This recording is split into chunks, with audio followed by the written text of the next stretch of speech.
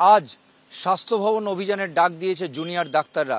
অন্যদিকে আজ বিকেলে সময়সীমা পার হচ্ছে সুপ্রিম কোর্টের বেঁধে দেওয়া যে নির্দেশ, আজকেই কাজে যোগ দিতে হবে জুনিয়র ডাক্তারদের। আমরা যেটা জানতে পারছি, জুনিয়র ডাক্তাররা তাদের 5 দফা দাবি একই সঙ্গে তারা জুড়েছেন যে স্বাস্থ্য সচিব, স্বাস্থ্য অধিকর্তা এবং স্বাস্থ্য শিক্ষা অধিকর্তার পদত্যাগ চেয়ে করুণাময়ী থেকে আজ দুপুরে তারা অভিযান করবেন স্বাস্থ্য ভবনে। স্বাস্থ্য শিক্ষা অধিকর্তা জানিয়েছেন যে সব রকমের আলোচনার জন্য তারা প্রস্তুত, যে আন্দোলনরত ডাক্তাররা আসবেন তাদের সঙ্গে তারা কথা বলতে প্রস্তুত এবং সব কথা শুনে যা যা পদক্ষেপ করার বা যে বিষয়ে আলোচনা দরকার সেগুলো করতে তারা প্রস্তুত।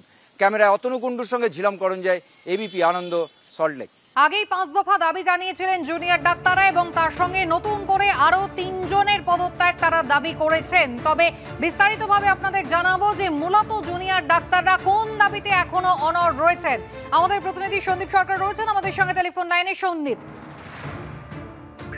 দেখো, এই জুনিয়র ডাক্তার ফ্রন্টের প্রথম এবং প্রধান দাবি হচ্ছে যে আরজি করে যে ধর্ষণ এবং খুনের নৃশংস ঘটনা, সেই ঘটনায় দোষীদের দ্রুত চিহ্নিত করতে হবে এবং মোটিভকে সামনে আনতে হবে এবং যারা যারা যুক্ত তাদের বিরুদ্ধে শাস্তিমূলক ব্যবস্থা। এটা হচ্ছে প্রথম এবং প্রধান দাবি।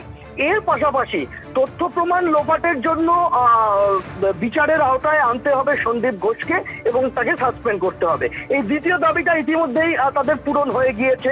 এই ফলে 5 দফা দাবির মধ্যে 1 দফা তাদের পূরণ হয়ে গিয়েছে। সন্দীপ ঘোষ তিনি এই মুহূর্তে সিবিআই কাস্টাডিতে, তার বিরুদ্ধে তদন্ত, তথ্য প্রমাণ লোপাটের অভিযোগেই তার বিরুদ্ধে তদন্ত চলছে।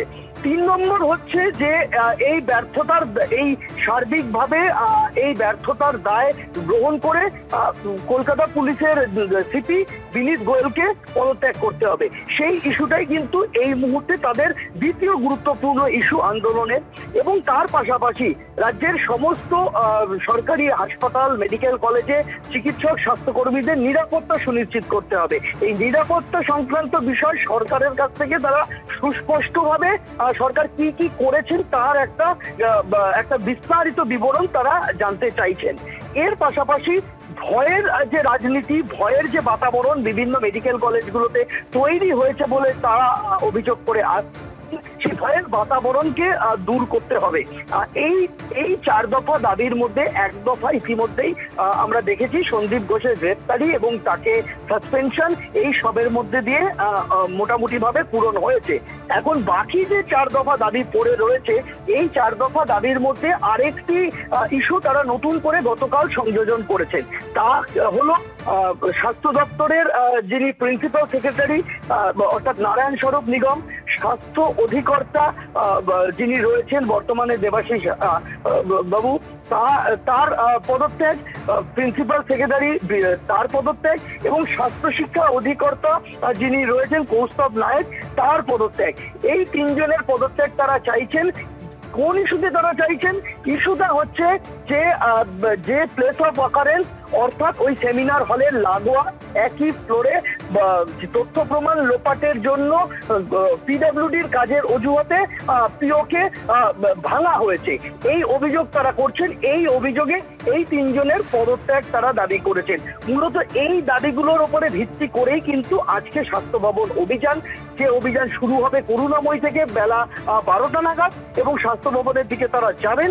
এই দাবিগুলোকে তারা সামনে রেখেছেন।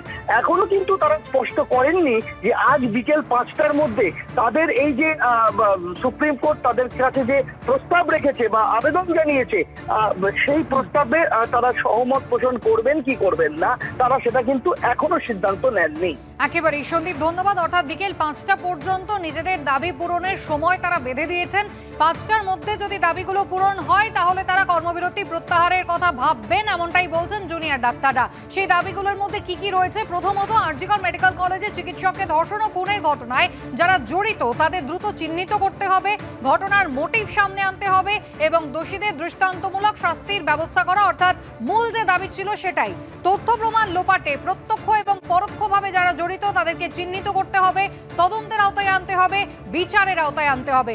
কলকাতার পুলিশ কমিশনার বিনীত গোয়েল, যার পদত্যাগ দাবি করে তারা লালবাজার পর্যন্ত গিয়েছিলেন, পদত্যাগ পত্রের দাবি, সেই পদত্যাগ পত্র তারা হাতে দিয়ে এসেছিলেন, যে ডেপুটেশন, যে বক্তব্য তাদের ছিল সেই একই দাবিতে এখনো অনড় রয়েছেন। পাশাপাশি মেডিকেল কলেজ, হাসপাতাল সহ রাজ্যের সমস্ত স্বাস্থ্যকেন্দ্রগুলোতে স্বাস্থ্যকর্মীদের নিরাপত্তা সুনিশ্চিত করা যা এখনো সুনিশ্চিত নয় বলে তারা জানাচ্ছেন। সমস্ত মেডিকেল কলেজ এবং হাসপাতালে ভয়ের রাজনীতি বন্ধ করে গণতান্ত্রিক পরিবেশ ফিরিয়ে আনার দাবি এবং তার সঙ্গে নতুন করে 3 জনের পদত্যাগের দাবি তারা জানাচ্ছেন।